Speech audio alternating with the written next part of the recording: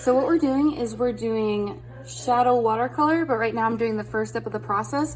You get an item that casts a shadow, so you obviously need good sunlight. So just go anywhere in your house or wherever you're currently at. You can do this outside leisurely if the weather is good. If the weather's not good, you can do it indoors. Right now, I'm lucky I have a good amount of sunlight. So what I'm gonna do is, since I'm not a great drawer or artist, this is a hack. So I can trace the outline of the image that I want. And then the next step would be to pull out the watercolors. So right now I'm tracing this cute little bunny figurine holding a D20 dice.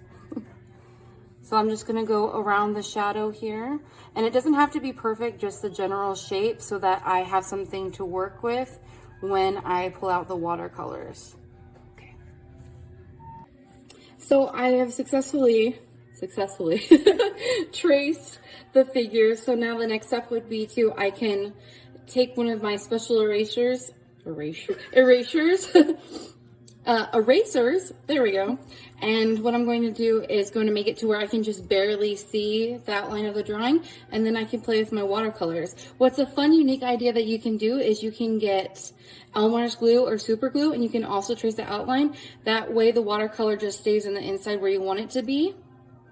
And you can play around with all kinds of different techniques. If you want to learn about my watercolor techniques that you can do, if you're a first-time watercolor person, is you can go to our Facebook, and I do have a video just on watercolor. So if you want to get a sneak peek of that before you do this craft, that's where I direct you to. Or there's a lot of awesome YouTubers that you can check out that also give you great tutorials.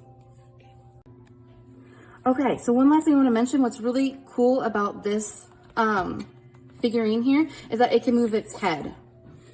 But ones that are standstill and can't move like that, you can still try different angles.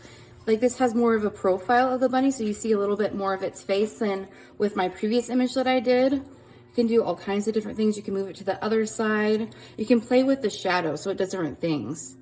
And you can do that with multiple different items, so you can form a larger, greater picture.